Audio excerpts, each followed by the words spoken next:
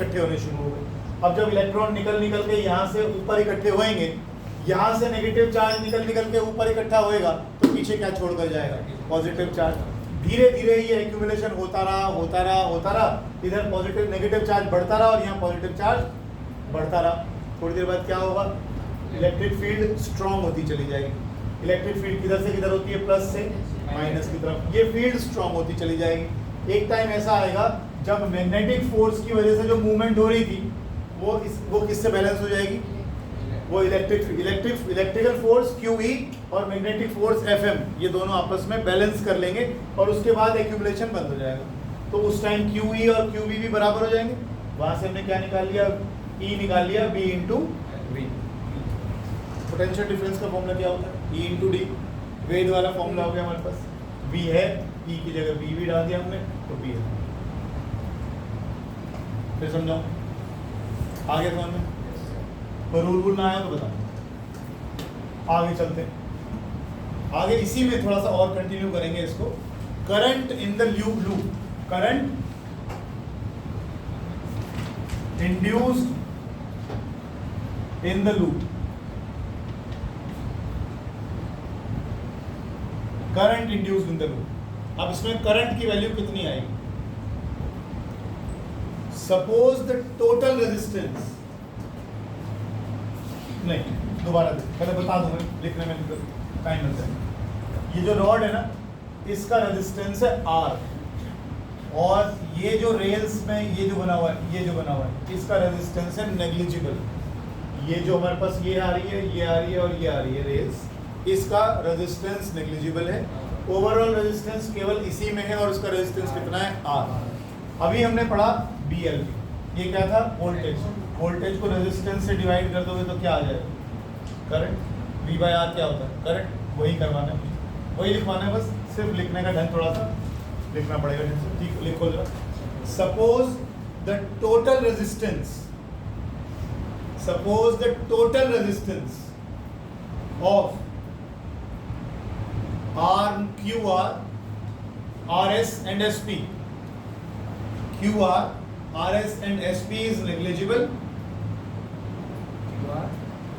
ये देखो ना तीन, ये वाली QR, RS, SP is negligible and resistance of movable arm is capital R and resistance of capital R, so resistance of PQ is capital R।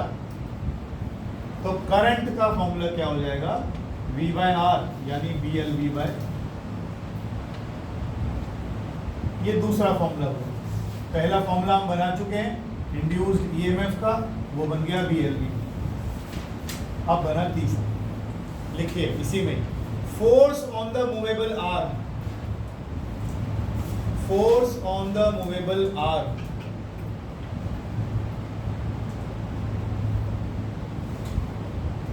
अब ये मैं बताऊंगा नहीं कहाँ से आया, अपने आप खोजो। B² L² V/R ऐसा लिखा हुआ है इन्होंने। लिखना नहीं अभी, लिखना नहीं। बताओ कहाँ से आया, बताओ कहाँ से आया? Force on the movable arm, force on the movable arm. Sharma ji बताओ।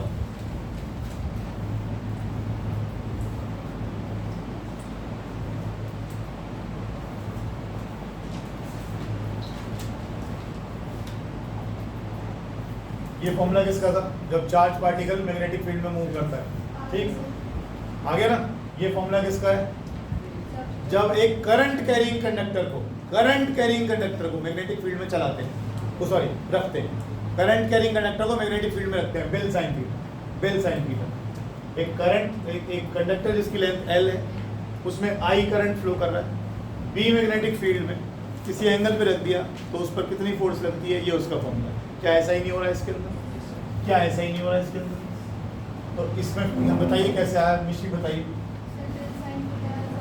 फोर्स का फॉर्मूला होता है बेल साइन थीटा। अच्छा मुझे नहीं ऐसे मुझे याद दिलाइए, ये थीटा किस किस के बीच में है?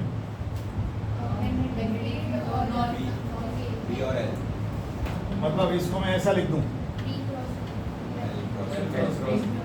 तो ये L और B के बीच में एंगल है। ठीक है, L और B आपस में 90 डिग्री पर है। कैसे?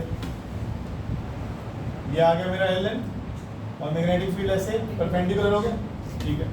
हमारे पास ये एंगल आ गया 90, तो ये वाला एंगल बन गया 90। तो आपके पास फॉर्मूला बन गया, फोर्स का फॉर्मूला बन गया बिल साइन 90, ठीक है। चलो आगे चलो,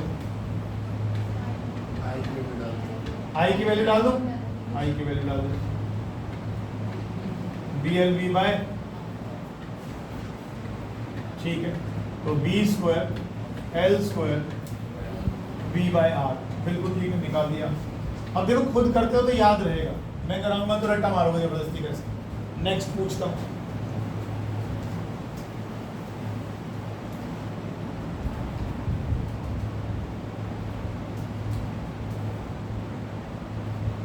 एक और चीज इसने कहा force on the movable arc, force on the movable arc, ये फोर्स किस तरफ लग रही है?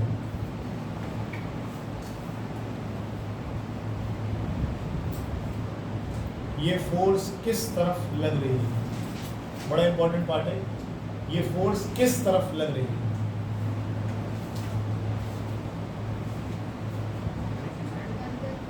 इधर तो आप ले ही जा रहे हो,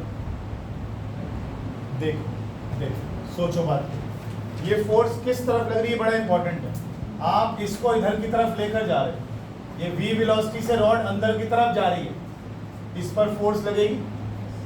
आप एक चीज को दिमाग से मत निकालो, लेंस अंकल बहुत अच्छी चीज कह रहे हैं चेंज नहीं होना चाहिए। जो भी काम धंधा हो रहा है वो सारा चेंज को रोकने के लिए ही हो रहा है। अब अगर ये v वेलोसिटी से रॉड अंदर की तरफ जाती है, ठीक, तो इस रॉड पर फोर्स लगेगी। क्यों लगी? क्यों लगी? फिर वही बात, चेंज होने की कोशिश हो रहा है। अब फ्लक्स बदल रही है और कुछ हो रहा है, वो सब अलग चीज़ है, वहीं आ रहे हैं, घूम फिर के वहीं आ रहे हैं, शब्द हम कुछ भी भरे हैं उसमें, अदरवाइज चेंज हो रहा है ना। इसको v को इधर ला रहे हो ना, मैग्नेटिक फील्ड इसके अंदर से जो निकल रही है, फ्लक्स कम हो रही है ना। अब इस पर होगा क्या, इस रॉड पर फोर्स लगेगी बाहर को, ताकि इस चेंज को रोका जा सके, इस वेलोसिटी का, इस मोशन को रोका जा सके। तो जो फोर्स लगेगी वो किधर को लगेगी? बाहर को लगेगी, बाहर को लगेगी। लिख लो उसको, the force due to induced current, the force due to induced current acts in a direction, acts in the outward direction,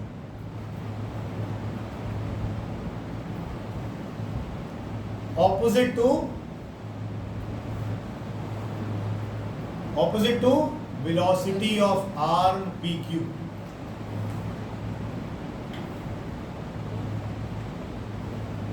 in accordance with, क्या लिखना चाहिए?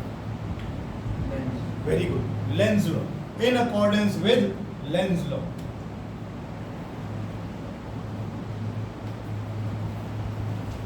In accordance with Lenz law.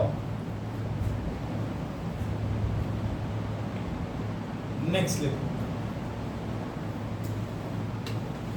एक और formula, fourth, power delivered by the external force, power delivered by external source, बताइए क्या निकल सकता है?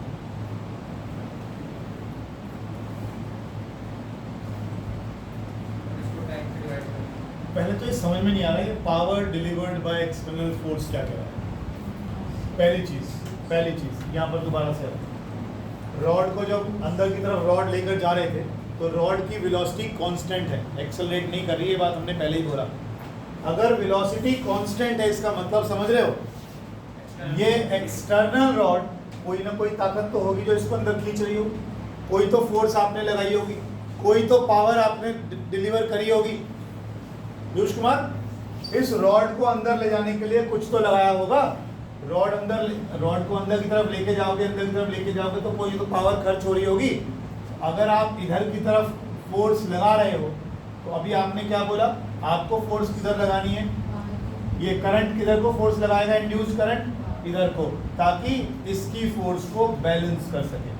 फोर्स बैलेंस हो जाएगी तो ये रॉड कांस्टेंट वेलोसिटी से अंदर की तरफ आ जाएगी। फिर से बोल रहा हूँ, रॉड को अंदर लेकर जा रहे हो कोई मोटर लगा रखी है मैंने, वो रॉड को धीरे धीरे धीरे धीरे धीरे धीरे धीरे अंदर लेके जा रही है। वो मोटर क्या कर रही है, वो एक्सटर्नल फोर्स लगा रही है, बाहर से फोर्स लगा रही है इस रॉड को इधर ले जाने के लिए। लेकिन ये जो इंड्यूस्ड करंट इसमें बनेगा वो क्या करेगा, वो कह रहा है नहीं मैं नहीं जाने दूंगा, इधर ही रखूंगा मैं तो उसको। तो वो फोर्स इस फोर्स को कैंसिल आउट करेगा। जब ये दोनों फोर्सेस बैलेंस हो गई तो नेट फोर्स जीरो हो गई। फोर्स जीरो हो जाती है तो क्या जीरो हो जाता है, एक्सेलरेशन। और अगर एक्सेलरेशन जीरो हो गया तो इसका मतलब इसकी रॉड की वेलोसिटी कैसी होगी, कांस्टेंट वेलोसिटी। तो एक्सटर्नल सोर्स की बात कर रहा हूं मैं, power delivered by external source. ये लिखा ना आपने अगले article, power delivered by external source. Power का फॉर्मूला होता है फोर्स इनटू फोर्स, आप निकाल चुके हो, कहाँ गई, v स्क्वायर एल स्क्वायर, एक v था तो ये भी v का स्क्वायर हो, v square L square D by are.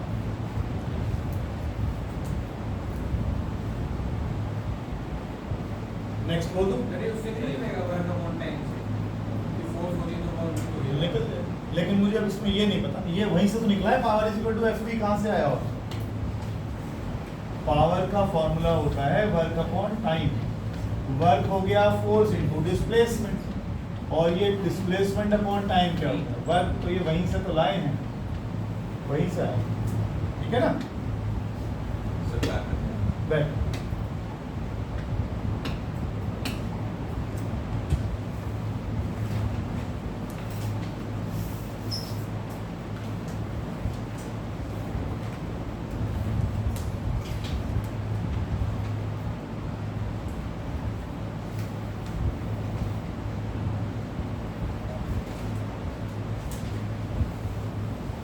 इसको हम एक तरीके से और भी कह सकते हैं। अगर आप पिछले आर्टिकल को देखो तो ये मैग्नेटिक फील्ड लाइंस पेज के अंदर यूं जा रही है, बैठे इधर देखो, पहले इधर देखो पहले। मैग्नेटिक फील्ड लाइंस पेज के अंदर यूं जा रही है, बहुत सारे तीर हमने यहाँ पर गाड़ रखे हैं इसके ऊपर, ठीक है। अब हम अगर इसको यहाँ लेकर आएंगे ऐसे, सोचो मैंने भिंडियाँ चिपका रखी है, यहाँ से चाकू लाया मैं, टक टक टक टक टक टक, भिंडी कटती चलेगी ना सर, इस तरह बिल्कुल एग्जैक्टली यही हो रहा है। जब फ्लक्स लाइंस या फील्ड लाइंस कटती है ना तो इमोशनल ईएमएफ पैदा होता है, यही समझ लो आप इसको, ठीक है ना। कि ये बहुत सारी यहाँ पर लेडी फिंगर्स लगा रखी है हमने, और इसको यहाँ चाकू लाऊंगा तो सारी कटती चली जाएंगी। ऐसे तो काटोगे, परपेंडिकुलरली तो काटोगे, तो फ्लक्स लाइंस कटेंगी ना। जब भी फ्लक्स लाइंस कटेंगी ईएमएफ इंड्यूस हो जाएगा, जब भी फ्लक्स लाइंस कटेंगी ईएमएफ इंड्यूस हो जाएगा। ये क्यों बता रहा हूँ, एरोप्लेन जा रहा है, अभी हमने अर्थ की मैग्नेटिक फील्ड के बारे में पढ़ा। अर्थ की मैग्नेटिक फील्ड, ये अर्थ आ गई, ठीक। हमने कहा था उस दिन के ऐसा अर्थ बिहेव करती है कि अर्थ के अंदर एक मैग्नेट दबा हुआ है। जिस तरफ अर्थ का ज्योग्राफिकल साउथ है, ज्योग्राफिकल साउथ है, उस तरफ इसका मैग्नेटिक नॉर्थ, मैग्नेटिक साउथ। ये हमने उस दिन जिक्र करा था इसके बारे में। इसका मतलब इसकी भी जो फील्ड लाइंस होंगी अर्थ की, वो नॉर्थ पोल से निकलती होंगी और साउथ में एंटर कर जाती है। यानी हमारे चारों तरफ भी मैग्नेटिक फील्ड लाइंस हैं, है ना। अब अगर वो मैग्नेटिक फील्ड लाइंस काटी जाएंगी तो उसमें भी ईएमएफ जनरेट होगा कि नहीं होगा। इसी चीज़ के ऊपर एक दो क्वेश्चन करवा रहा हूँ। एरोप्लेन है, अब ये सोच कर चलना, ऐसे समझो कि हमारा कमरा है, इस कमरे का ये नॉर्थ है और ये साउथ, क्लियर। अगर नॉर्थ साउथ है, अभी मैं ज्योग्राफिकल और वो सब में नहीं घुस रहा, मैं सिर्फ ये कह रहा हूँ, ये नॉर्थ है ये साउथ है, तो मैग्नेटिक फील्ड लाइंस नॉर्थ से साउथ की तरफ क्यों जा रही है। मैग्नेटिक फील्ड लाइंस नॉर्थ से साउथ की तरफ जा रही है। तो आप ऐसे इमेजिन करो कि यहाँ से उधर जामिशी बैठी है, वहाँ से लेके ही बहुत सारे वो रामायण वाले तीर चलते हुए आ रहे हैं। अब एक एरोप्लेन जा रहा है, ठीक। या एक रॉड ले ली मैंने, ये रॉड ले ली मैंने, और इस रॉड को मैंने ऐसे गिरा दिया, या रॉड को मैंने ऐसे गिरा दिया। अगर मैं ऐसा करूंगा तो ये भिंडियाँ कटेंगी कि नहीं कटेंगी, सोचो किस में कटेंगी। अब थोड़ा सा इमेजिन करके देखो, है हाँ, ऐसे हो रहा है ना। आप सोचो इस कमरे में ये मैग्नेटिक फील्ड लाइंस ऐसे हैं, बहुत सारे तीर इधर से उधर जा रहे हैं, बहुत सारे तीर इधर से उधर जा रहे हैं, धागे बंधे हुए यहाँ से वहाँ तक धागे बंधे हुए, ठीक है। अब मैं इसको ऐसे काट दूँ या मैं इसको ऐसे काट दूँ, यानी अगर मैं किसी रॉड को ऐसे गिराता हूँ, ऐसे गिराता हूँ, ऐसे गिराता हूँ, ऐसे गिराता हूँ, तो ऊपर से नीचे तक ये सारे धागे कटेंगे। धागे मतलब मैग्नेटिक फ्लक्स की बात कर रहा हूँ मैं, थोड़ा समझाने की लैंग्वेज अलग हो रही है, ठीक है। तो ये क्या होगा, मैग्नेटिक फ्लक्स कटती जाएगी, और जब भी मैग्नेटिक फ्लक्स कटेगी क्या होगा, ईएमएफ जनरेट होगा। तो इस रॉड में जितने भी चार्जेस या इलेक्ट्रॉन्स हैं उन पर फोर्स लगेगी, इसके एंड्स के अक्रॉस ईएमएफ जनरेट होगा, पोटेंशियल डिफरेंस पैदा होगा। बिल्कुल ऐसे होता है जैसे एरोप्लेन चलेगा। अब हम अगर मैं ये रॉड को ऐसे गिरा दूँ, कुछ होगा, परपेंडिकुलर काटा, वो एक तो को छोड़ दो, इतना इमेजिन मत करो कि हम कोई धागे काट रहे हैं, इतना इमेजिन मत करो, मैं समझाने के लिए कर रहा हूँ, ठीक है। तो अगर मैं इसको ऐसे गिरा दूंगा तो कुछ नहीं गिरेगा, कुछ नहीं कटेगा, इसका मतलब ईएमएफ जनरेट नहीं होगा। उसको ईएमएफ को जनरेट करने के लिए मुझे कैसा काटना पड़ेगा, उसको परपेंडिकुलर काटना पड़ेगा, मुझे इस तरीके से काटना पड़ेगा। एक क्वेश्चन लेते हैं सर, एक क्वेश्चन बोलो ना। तो चाकू ऐसे गया, भिंडी कट गई, तो वापस आएगा जुड़? ऐसा होता है सर ये कहाँ मिलती है, भिंडी को चक्कू एक तरफ से गया तो भिंडी काट दी और अगली तरफ जोड़ दी। सर अगर मैग्नेटिक फील्ड कटी थोड़ी रह जाएगी, मैं जोड़ अरे दे तुम तो यार धागों को मतलब सीरियसली ले गए, ऐसा ना करो। ऐसा है, मैग्नेटिक फील्ड लाइंस जो होती हैं ये क्या हैं, अगर तुम सोचो तो क्या होती है मैग्नेटिक फील्ड लाइंस, बताना ढंग से समझो। हैं इमेजिनरी लाइंस है। एक काम करो, एक बार मैग्नेट ले लिया, आज ही लेना, अगर घर में छोटी मोटी पड़ी हो, नहीं तो खोला अंकल से ले आना, 10-20 रुपए की मिले, कितने के मोमोज खा जाते हो। और थोड़ा बहुत छोटा मोटा आयरन का चूरा कहीं से ले लेना, आयरन फिलिंग्स मिल जाए बाजार से तो बहुत अच्छी है, और उसको इसके आसपास बखेर देना और वाकई टैप करना है, और एकदम मत डालना, आयरन फिलिंग्स को धीरे धीरे करके उसके ऊपर बुरकते जाना, इन एरियाज पे बुरकते जाना, और ऐसे टैपिंग करते जाना, और इसके आसपास धीरे धीरे उनको ऐसे बुरकते जाना। ये मैंने कर रखा है इसलिए बता रहा हूँ। मैग्नेटिक फील्ड लाइंस अपने आप देखोगे कि इस तरीके से ये जो आयरन फिलिंग्स हैं ये अपने आप को अरेंज कर लेंगी, ये कोई इमेजिनरी चीज़ नहीं है। इसका मतलब ये एक पैटर्न बना रही है, कुछ ना कुछ तो हो रहा है ना, कि वो यहीं पर अपने आप को सेट कर रही है। वो ऐसे तो सेट नहीं कर रही, यहाँ तो नहीं अपने आप को लगा रही, या कहीं भी जहाँ मन कर रहा है वहाँ तो नहीं चिपक रही। अर्थ में भी सेट कर रही हूँ। क्या चीज़? अर्थ का जो मैग्नेट है वो भी तो सेट कर रहा होगा। अर्थ की मैग्नेटिक फील्ड लाइंस बड़ी काम की होती हैं, मैंने आपको पहले भी बताया था। सूरज देवता जो होते हैं सामने वहाँ से गोले फेंकते रहते हैं आपके, सोलर विंड्स कहते हैं इनको। और सोलर विंड जो होती हैं इसमें चार्ज पार्टिकल्स होते हैं, और जब ये charge solar winds, solar particle जब ये आते हैं सन से अर्थ की तरफ, तो अभी हमने क्या पढ़ के आ रहे हैं इतनी देर से, चार्ज पार्टिकल मैग्नेटिक फील्ड में एंटर करेंगे तो फोर्स लगेगी। तो जब ये सन से बड़े बड़े गोले आते हैं, गोले ही कह रहा हूँ मैं इसको, सोलर विंड्स को, तो वो चार्ज पार्टिकल्स होते हैं, तो उसके ऊपर मैग्नेटिक फील्ड में एंटर करते ही क्या होता है, फोर्स लगती है, और फोर्स लगती है वो हमारी अर्थ को छोड़कर इधर उधर के रास्ते पे निकल जाती है। अर्थ की मैग्नेटिक फील्ड काफ़ी दूर तक होती है। आपने कभी देखा सोलर विंड्स यहाँ पर बहुत ज़्यादा अटैक कर रही है, कुछ हो रहा है, या उसकी वजह से कोई खास टेम्परेचर बढ़ गया, आप सोचो इन चीज़ों को, सोलर विंड्स को आने नहीं देते हमारे यहाँ। अर्थ जो है ना इतनी खूबसूरत बनाई गई है, अगर आप इसको ढंग से पढ़ो, पूरी डिटेल्स में पढ़ो इसको, आप तो आपको लगेगा कि यार कितना मतलब कितनी लंबी चौड़ी, हम लोग मार्स ढूंढ रहे हैं, हम लोग इधर उधर धरतियाँ ढूंढते फिर रहे हैं, जो है अगर आप उसको रिसर्च करो, उसके बारे में पढ़ो, रिसर्च तो बहुत कुछ हो चुकी है, तो आप पढ़ोगे कि यहाँ बेहतरीन चीज़ें आएंगी। कल परसों में अब ब्रेक ले रहा हूँ 2 मिनट का ब्रेक है, सांस ले।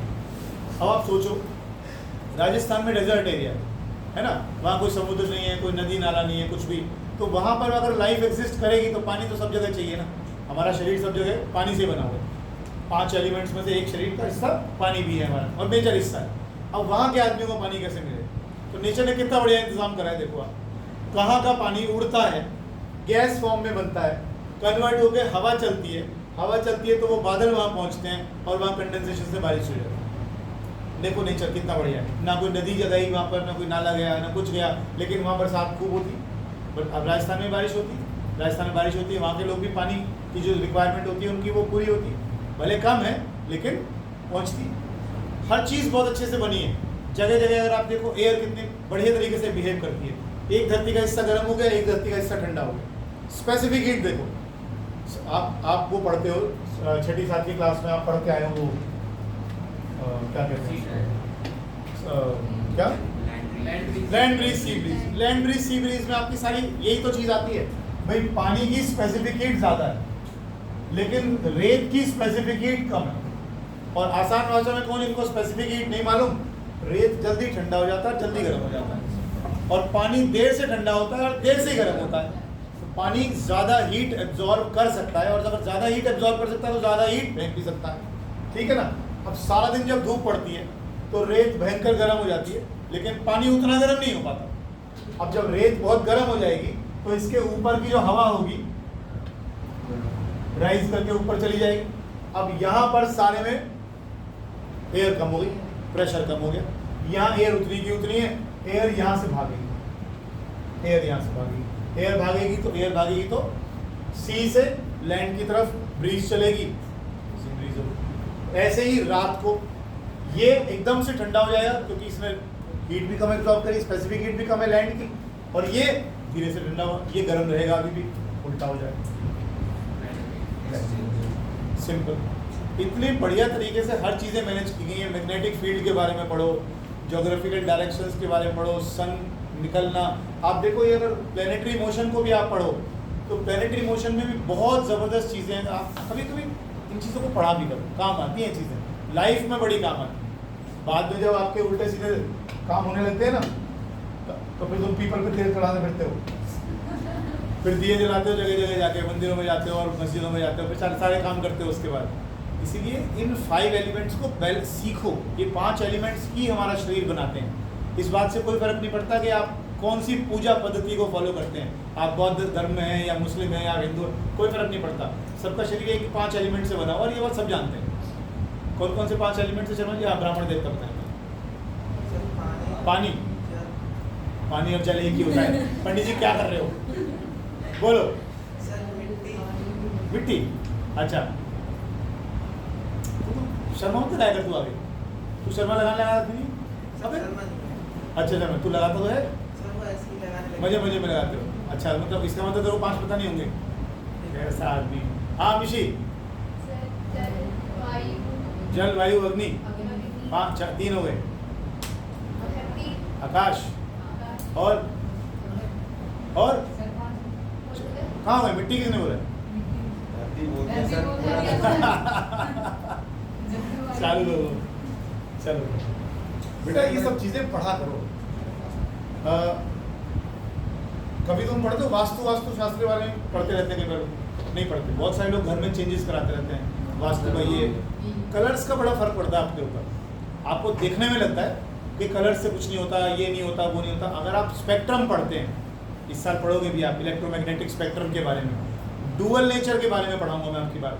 आप बहुत सारी चीज़ें ऐसी देखोगे जो आपको साइंटिस्ट तो पीछे लगे हुए इसके पीछे। कहाँ तो वो तो टाइम मशीन बनाने के चक्कर में हो रहे हो, तुम कभी कुछ सोचते ही नहीं आगे की तरफ को जाने की। बहुत कुछ है इन चीज़ों में। कलर्स का इतना ज़्यादा असर पड़ता है। फोटोन्स के बारे में पढ़ते हो, फोटोन्स क्या होते हैं? फोटोन्स क्या होते हैं? लाइट में पार्टिकल्स होते हैं। कितनी सारी आपने केमिस्ट्री में वो वेव नेचर पढ़ लिया है। आप रिफ्लेक्शन को पढ़ते हो कि लाइट के पास दोनों तरह के बिहेवियर होते हैं। लाइट कौन सा? मैटर पार्टिकल, मैटर का बिहेवियर भी होता है और वेव्स का बिहेवियर शो करते हैं दोनों के दोनों। तो डुअल नेचर के अंदर आप क्या पढ़ते हो? यही तो पढ़ते हो डुअल नेचर के अंदर आप सारा का सारा टोटल साइंस। अगर आप प्रैक्टिकली एसोसिएट, एक कमरे के एक काम करो, एक कमरे में काला रंग करवा दो, फुल काला, जिस कमरे में रहते हो बिल्कुल ऐसा लाइट वाइट लगा लो, कोई दिक्कत नहीं है, पर कमरा बिल्कुल काले रंग में रखो और काले रंग में ही रहो ना। 6 महीने बाद फांसी में लटक जाओ, डिप्रेशन में आ जाओगे। ये होता है कलर का असर। या लाल रंग करवा दो दीवारों पर, बिल्कुल लाल रंग करवा दो, देखो घर में जूते बजते हैं कि नहीं बजते। कलर्स का असर दिखा सकता हूँ मैं आपके दिमाग पर। ये चीज़ें प्रैक्टिकल हैं बिल्कुल सारी की सारी। फ्रीक्वेंसी होती है हर कलर की, अपनी एक वेवलेंथ होती है उसकी। बिल्कुल लाल रंग, जिस घर में बहुत गुस्सा आता हो ना, मम्मी पापा को बहुत गुस्सा आता हो, बहुत पीटते बांटते हो, तुम्हें पकड़ के लाल शर्टें उनकी उठा के कूड़े में फेंक देना सारी की सारी।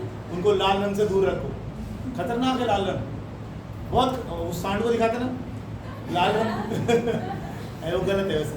सांड के में कौन सेल्स नहीं होते हैं, वो कलर्स नहीं पहचानते, वो कलर नहीं पहचानता, वो दिखाने के लिए करते हाँ, हैं सर। सांड के आगे लाल कपड़ा कर दिया, मूवमेंट पहचान कुछ नहीं होता। उसको भूखा रखा हुआ है 5 दिन से, अकेला बंद किया हुआ तुमने, उसके फिर उसके बाद मजे ले रहे हो उसके, सींग ही मारेगा और क्या करेगा वो। अरे स्टिल खड़े रहे ना वहाँ, हाँ। कुछ नहीं करता नहीं बहुत कुछ करेगा बेचारा वो 5, अरे बेटा 5 दिन से उसकी बैंड बजाई हुई होती है, तब जाके वो उछलता है। सर एक्सपेरिमेंट कंडक्ट किया गया था, हाँ।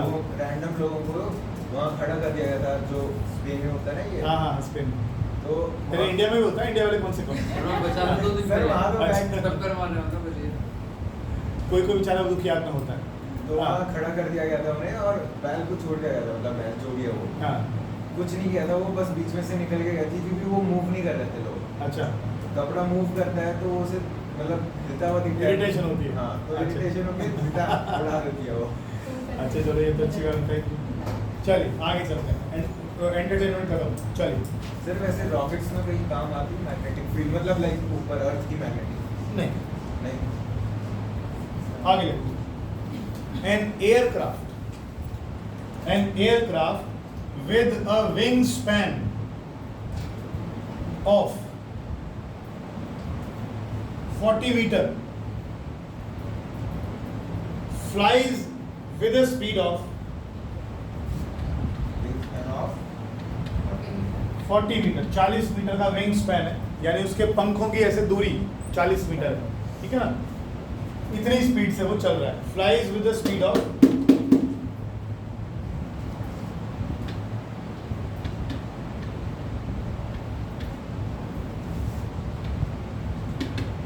in the eastward direction.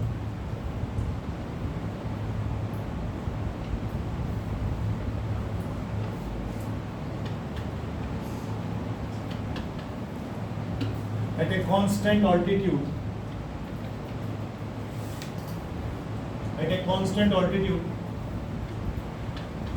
in the northern hemisphere.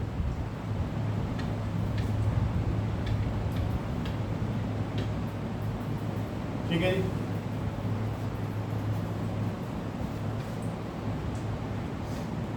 where vertical component of Earth's field is, कुछ याद आया? नहीं आया? कितने Tesla? Find the EMF developed.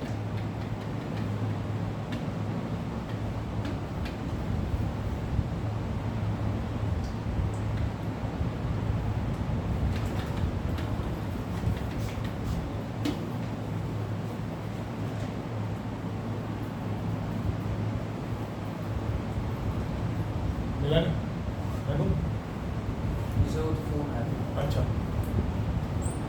Busy पड़ेगा, हटा दूं क्वेश्चन, हटा दूं क्वेश्चन, हटा दूं फिर लिख लेना।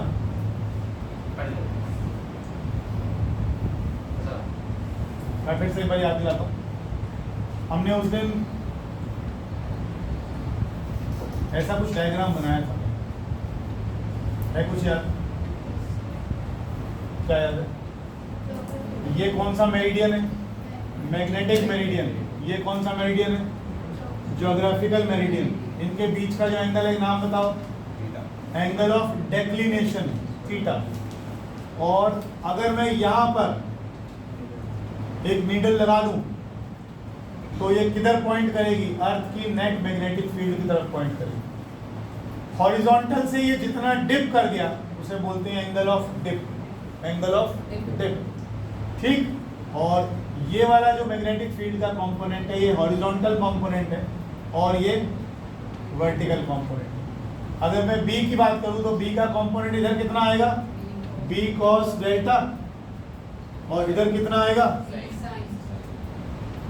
इसे कहते हैं अर्थ का वर्टिकल कंपोनेंट, ठीक। ये सब हम कर चुके, दोबारा बताया है, ये बार बार रिपीट इसलिए करता हूँ कहीं ना कहीं तो दिमाग में बैठेगा।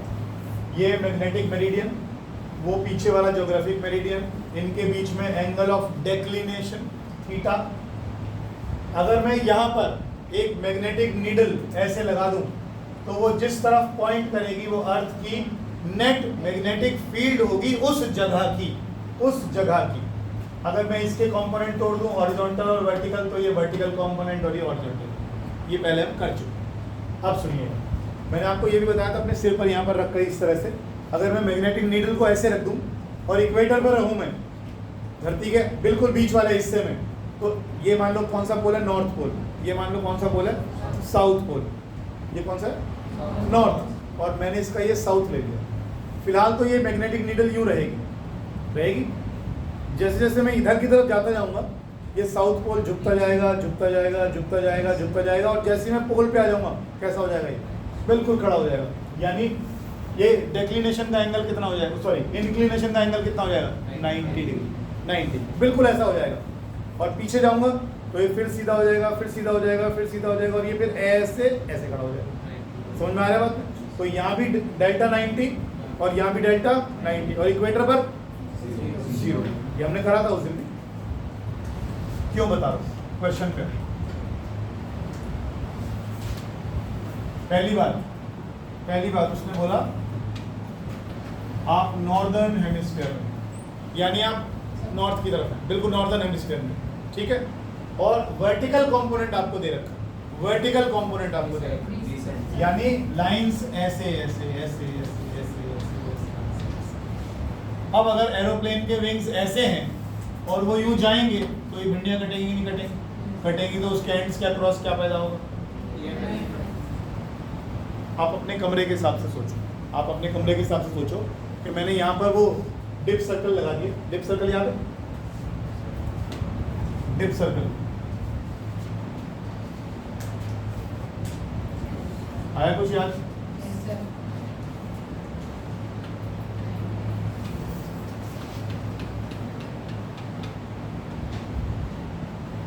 हमने क्या किया, ये डिप सर्कल अपने कमरे में रखा है यहाँ, और डिप सर्कल कुछ थोड़ा ऐसे करके पॉइंट कर दिया, तो हमने वो एंगल ले लिया, हमने ये देखा कितना झुक गया, ये कितना झुक गया।